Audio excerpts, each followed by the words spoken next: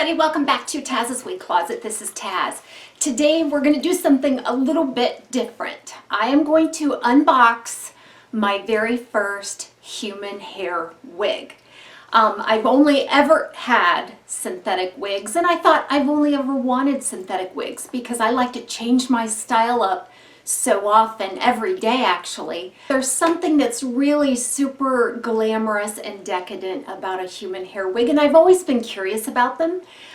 So Uniwigs has sent me one of their most popular human hair wigs. This one's called Hannah, and it's the color Almond Frost. I just got Hannah in the mail yesterday, and I took it out of the DHL packaging that they shipped it in, and the box was so pretty, and I thought, gosh, I should probably let you see the unboxing as I'm seeing the unboxing. So I haven't looked at it yet. So first of all, just a word on the Hannah wig.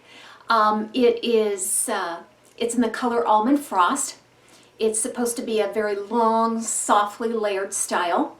It's made from Remy Human Hair, and I've looked into this a little bit, and there's probably so many of you out there that know a lot more than I do about human hair wigs. This has been an education for me, and this is another reason why I've been so curious about human hair wigs. Remy Human Hair is supposed to be some of the most quality human hair that you can get on a wig, and it's because when it's taken with the cuticle intact.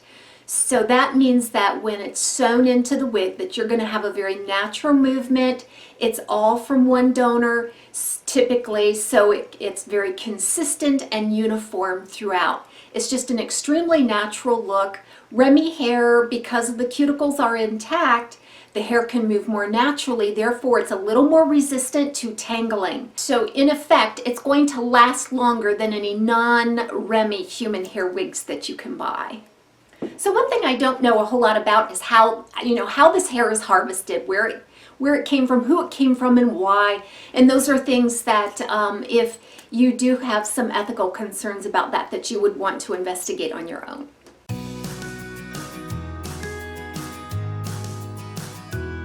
So here's the box that it came in, this beautiful little bow here.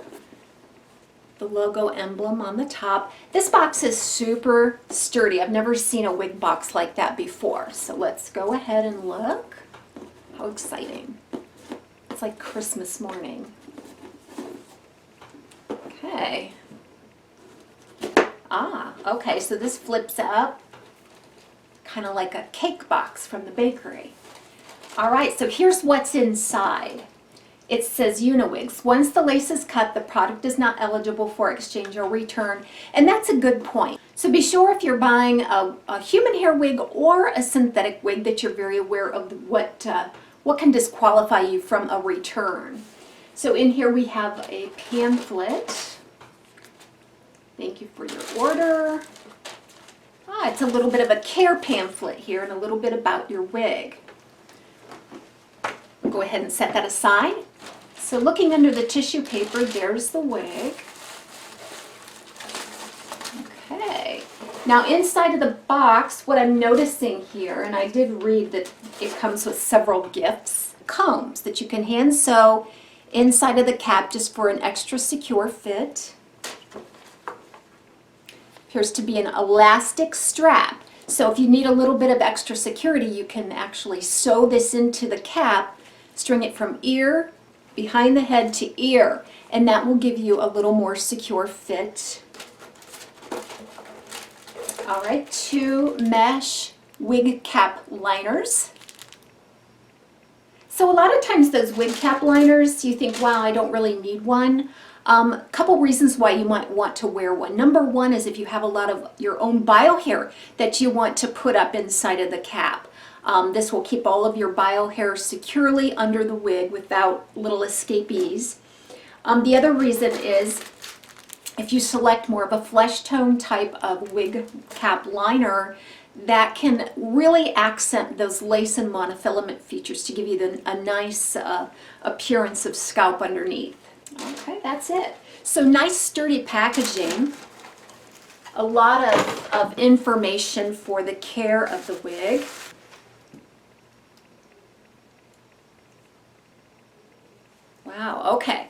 So a couple of things that I'm noticing right away is the lush feel of this hair. It doesn't feel like synthetic. It's much different than synthetic. It seems to be a little softer, more alive than a plasticky feel of sometimes you can get with synthetics. And I'm not dissing synthetics. I am just trying to point out some of the differences in the feel of the fibers. This feels so much more natural. That color is spectacular, isn't it? It's called Almond Frost. This doesn't have any shine at all. It just appears to be a nice, soft, beautiful color. So I'm also noticing that the lace is uncut. So we're gonna have to cut that lace. And I think they leave that long because not everybody has the same preference for how long they want their lace to be or what their particular hairline might be like. So they give you the option by leaving that long. So Hannah already comes pre-cut and pre-styled. It looks like there's some nice soft curly tendrils here. There's some soft layering around the face that I can see. Let's take a look at the inside of this cap. So you're seeing this right along with me. Here's that lace front that can be cut. It does run temple to temple. And then there's a little bit of a seam there where the lace meets the monofilament top. So you have a monofilament top. And then it's completely hand tied. So let's take a look at that. It appears to be just a meshy type material. It looks like some cluster knots there for the remainder of the cap.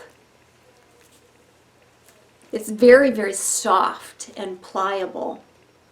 There are incremental hook type adjusters here. And there's quite a bit of elastic. So the elastic is encompassed within the cap. There's a substantial ear tab. Seems to be very limited stretch on this style, although if I let these incremental straps out, I think we could probably get up to 1 inch to another 1/2 inch on this. So I think what we're going to do next is go ahead and trim that lace. So I'm back and you'll see that I have my wig resting on a head form with a clamp on the table. I have pulled the hair back away from the lace so that I don't accidentally cut the hair. It's hard for you to see here, but I have traced an outline of my widow's peak there with an eyeliner pencil so that I can follow that across and get the precise cut on the lace. I'm going to get the cut just as far up against those knots as I can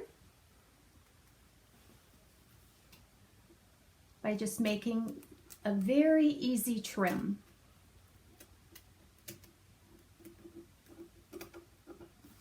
You don't have to worry about this too much. Just get as close to the knotting as you can there. And voila, that's all there is to cutting the lace. So let's talk about the advantages of human hair. So one obvious advantage is that it looks so natural, especially if you get a good quality Remy Human Hair wig. All the cuticles moving the same way. It just looks super natural. I'm sure this is indistinguishable from your own natural hair. There's no unnatural synthetic shine. It just looks like healthy human hair. And the feel and the touch of it is extraordinary. I have never had hair like this, but I've had the pleasure of doing some friends' hair that had hair like this, like back in high school doing braiding and so forth of each other's hair. I did have some friends with some beautiful hair like this, and this feels exactly like that.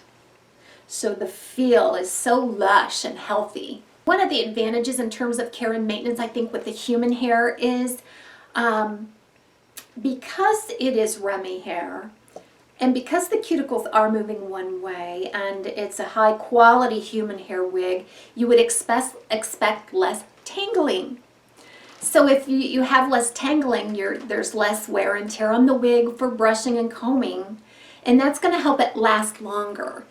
And lastly, one of the advantages is that you can change the style of this wig with ease. It's meant to be styled as real as if it were your own hair. And you can also dye it. So if you wanted to dye this hair, you can change the color. Now I think they caution you against bleaching it, but changing the color pigment is something that you can do with a human hair wig. So my next video is going to be putting Hannah on and giving you